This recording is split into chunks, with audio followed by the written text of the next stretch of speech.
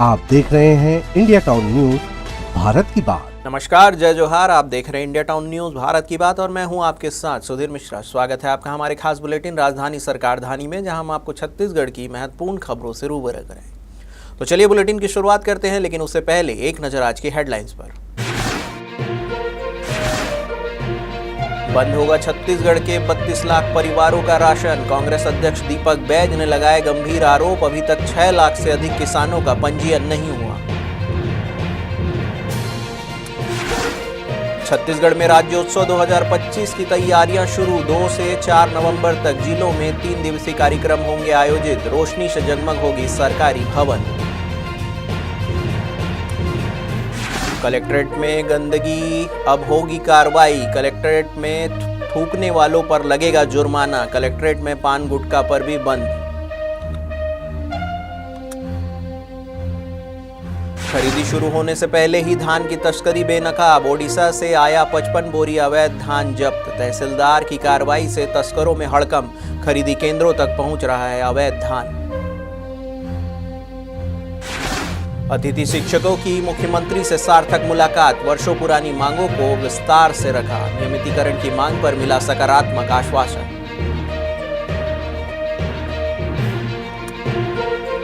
गौ माता को मिलेगा कानूनी दर्जा, सीएम साई ने किया ऐलान। हनुमंत कथा का भव्य समापन। धार्मिक आयोजन में उमड़ा जनसैलाब।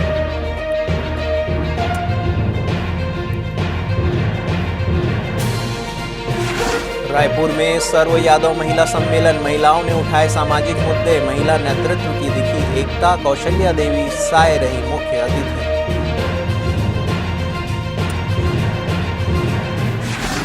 धान चोरी के 4 आरोपी गिरफ्तार। 30 बोरी धान बरामद। वाहन जब्त। कोहका में धान चोरी का बड़ा खुलासा।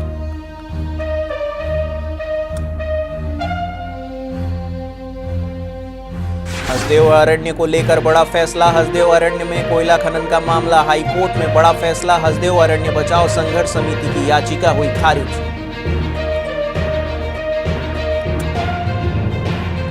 नशीली दवाओं की तस्करी, पुलिस को मिली बड़ी सफलता। 5 आरोपी हुए गिरफ्तार।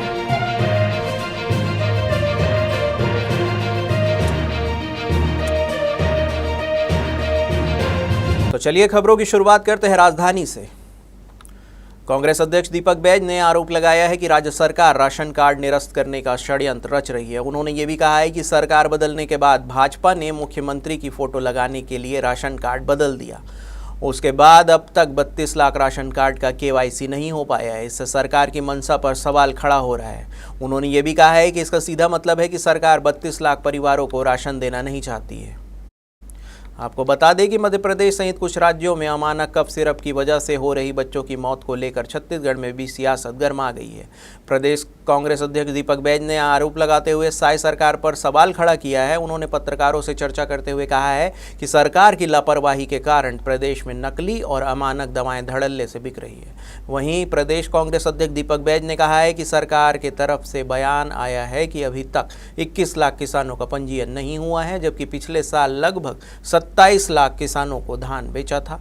मतलब अभी तक 6 लाख से अधिक किसानों का पंजीयन नहीं हो पाया है। एग्रीस्टैक पंजीयन में आ रही परेशानी के कारण किसानों का पंजीयन नहीं हो पाया है।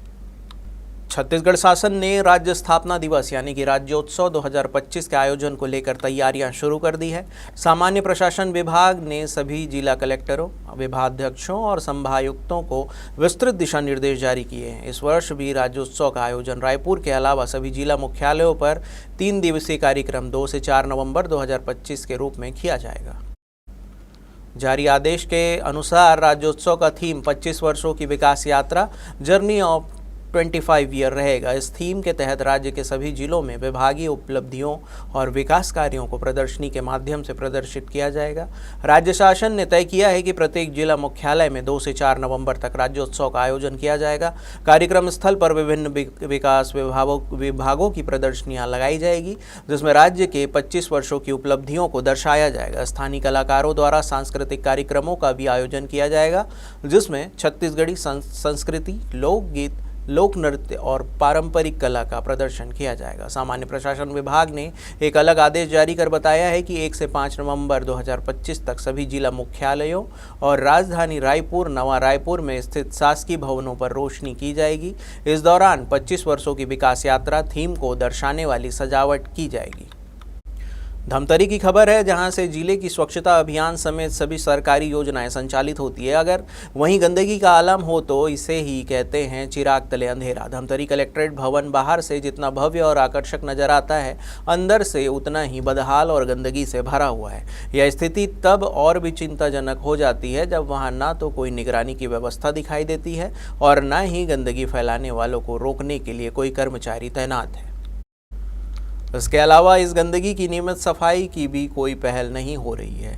जब इस मुद्दे को लेकर मीडिया ने कलेक्टर अविनाश मिश्रा से सवाल किए तो उन्होंने तुरंत मामले को संज्ञान में लिया और अब कलेक्ट्रेट परिसर में गंदगी फैलाने वालों पर नज़र रखने, उन पर जुर्माना लगाने और सख्त कार्रवाई करने का फैसला लिया है। कलेक्टर का कहना है कि सरकारी दफ्तरों को साफ सुथरा और अनुशासित बनाए रखना प्रशासन की प्राथमिक जिम्मेदारी है और इसमें किसी भी तरह की लापरवाही बर्दाश्त नहीं की जाएगी। बिल्कुल हम लोग इसको ये करेंगे और ये काफी गलत है और बेसिक बहुत खराब सिविक सेंस माना जाता है इसको।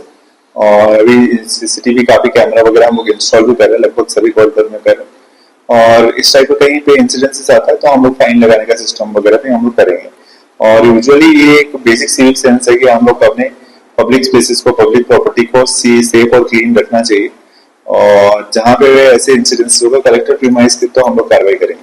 अगली खबर गरियाबंद से है, जहां पर छत्तीसगढ़ सरकार द्वारा समर्थन मूल्य पर धान खरीदी की प्रक्रिया शुरू होने से पहले ही सीमावर्ती क्षेत्रों में अवैध धान की आमद तेज हो गई है। खासकर ओडिशा से अवैध रूप से लाया जा रहा धान गरियाबंद जिले में धड़ल्ले से पहुंच रहा है। इसी कड़ी में अमलीपदर तहसीलदार सुशील कुमार भोई ने कार्रवाई करते हुए एक पिकअप वाहन से 55 बोरी अवैध धान जब्त किया है। आपको बता दें कि धान खरीदी शुरू होने से पहले ही ओडिशा के सीमावर्ती इलाके से गर्मी की फसल के नाम पर भारी मात्रा में धान ट्रकों में भरकर लाया जा रहा है। यह धान स्थानीय मंडियों और खरीदी केंद्रों तक पहुंचाया जा रहा है और फिर इसे फर्जी तरीके से किसानों के नाम पर खपाया जा रहा है। तहसीलदार द्वारा पकड़े गए पिकअप वाहन में न तो किसी प्रकार का वैध दस्तावेज मिला है और न ही चालक के पास ओडिशा से लाए गए धान की कोई वैध रसीद थी। जांच में पुष्टि हुई है कि यह धान ओडिशा का है। इसके बाद धान को जब्त कर वाहन को देवभोग पुलिस के हवाले कर दिया गया। प्रशासन की इस पहली कार्रवाई से जहां छोटे स्तर के तस्करों और दलालों में हड़कंप मच गया, वहीं बड़े कारोबारी अब भी कानून की पकड़ से बाहर है। आज एक पिकअप है जिसमें 55 बोरी धान जो है वो 6 नंबर के पास हमने पकड़ा। वाहन चालक से हमने उक्त संबंध में पूछताछ की।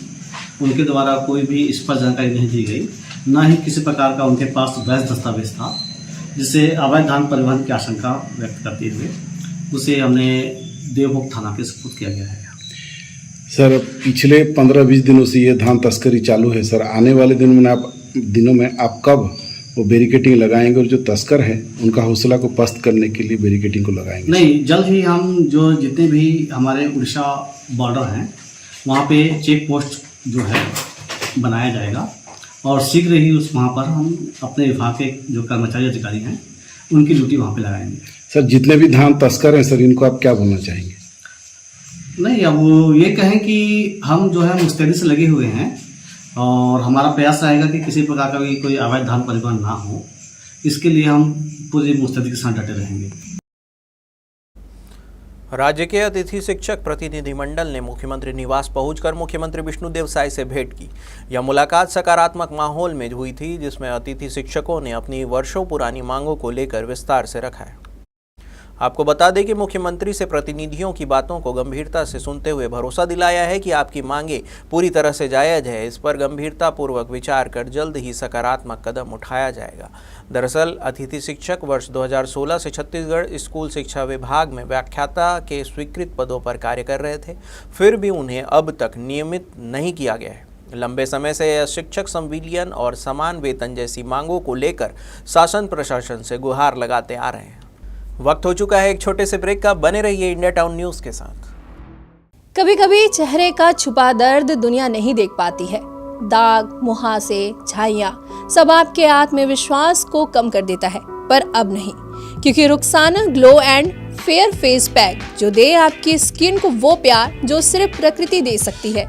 हर लेयर को साफ करे, हर दाग को करे हल्का और आपकी मुस्कान फिर से लौटाए।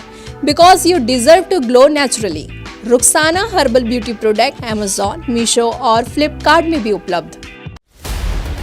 अब खबर आपकी उंगलियों पर, हर खबर पर हमारा नजरिया। इंडिया टाउन न्यूज, भारत की बात।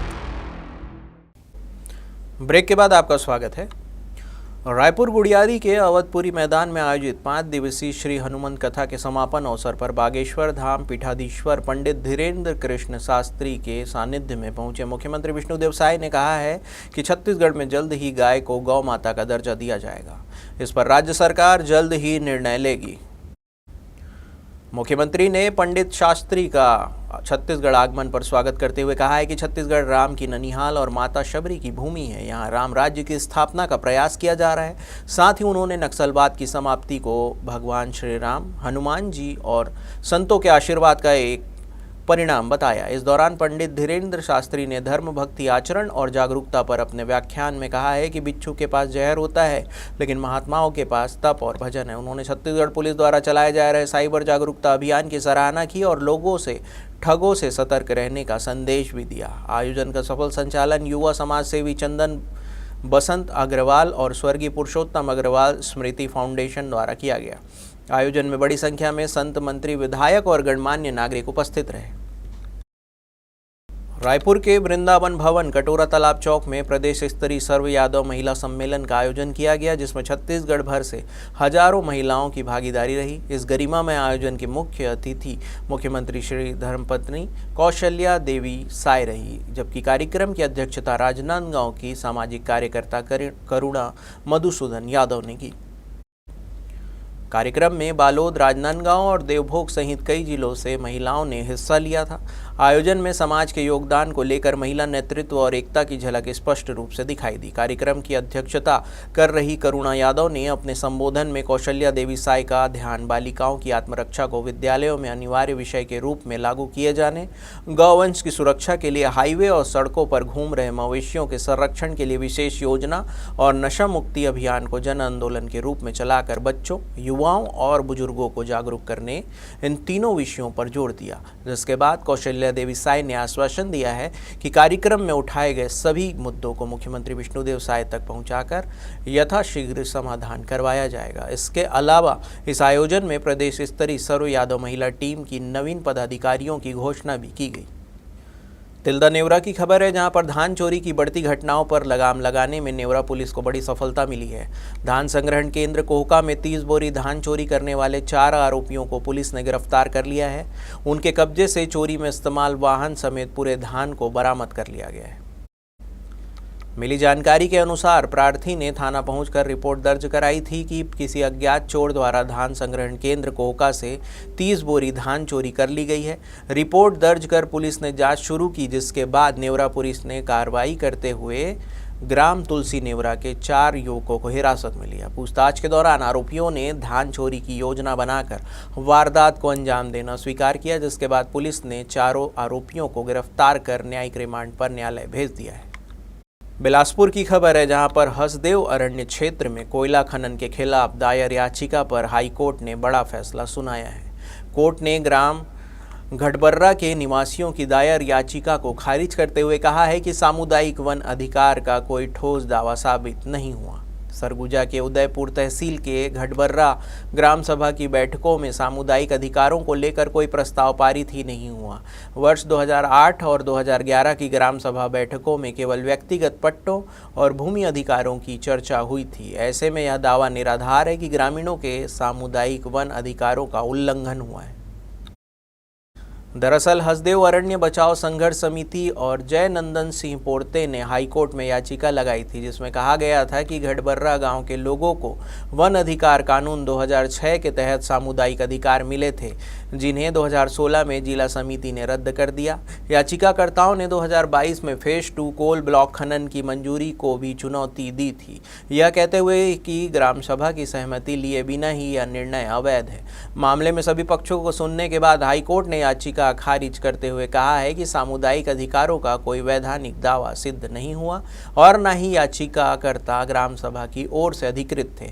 अदालत ने खनन परियोजना को वैध बताते हुए केंद्र और राज्य सरकार के आदेशों को बरकरार रखा है। दुर्ग जिले में नशे के खिलाफ चलाए जा रहे ऑपरेशन विश्वास के तहत पुलिस ने बड़ी कामयाबी हासिल की है। पुलिस ने नशीली दवाओं की तस्करी में शामिल 5 आरोपियों को गिरफ्तार कर उनसे करीब 10,000 प्रतिबंधित ट्रामाडोल कैप्सूल और 4 मोबाइल फ़ोन जब्त किए हैं। सीएसपी हर्षिता मेहर के अनुसार पुलिस को मुखबिर से सूचना मिली थी कि जिला अस्पताल दुर्ग के मरचूरी के पास कुछ लोग नशीली दवाएं बेचने के फिराक में हैं। सूचना मिलने पर पुलिस टीम ने घेराबंदी कर 3 संदिग्धों को पकड़ लिया। आरोपियों की निशानदेही पर पुलिस ने जामुल सब्जी बाजार के पास से 2 और आरोपी आसिफ मोहम्मद और शाहिद कुरैशी को गिरफ्तार किया। इनके कब्जे से 6,000 ट्रामाडोल कैप्सूल और 2 मोबाइल फ़ोन जब्त हुए हैं। कुल मिलाकर 5 आरोपियों से 9,840 प्रतिबंधित ट्रामाडोल कैप्सूल और 4 मोबाइल फ़ोन बरामद किए हैं। पुलिस ने आरोपियों के खिलाफ मामला दर्ज कर उन्हें न्यायिक रिमांड पर भेज दिया है। पुलिस अधिकारियों का कहना है कि जिले में नशे के खिलाफ अभियान लगातार जारी रहेगा और अवैध कारोबार में शामिल लोगों के खिलाफ कड़ी से कड़ी कार्रवाई होती रहेगी।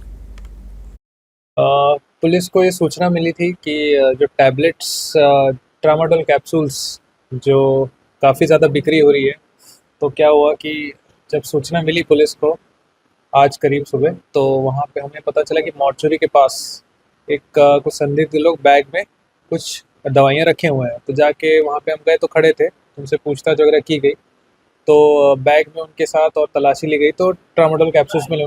उनसे पूछा गया कहाँ से आए कैप्सूल्स, कुछ पर्ची है, कोई दस्तावेज नहीं थे उनके पास।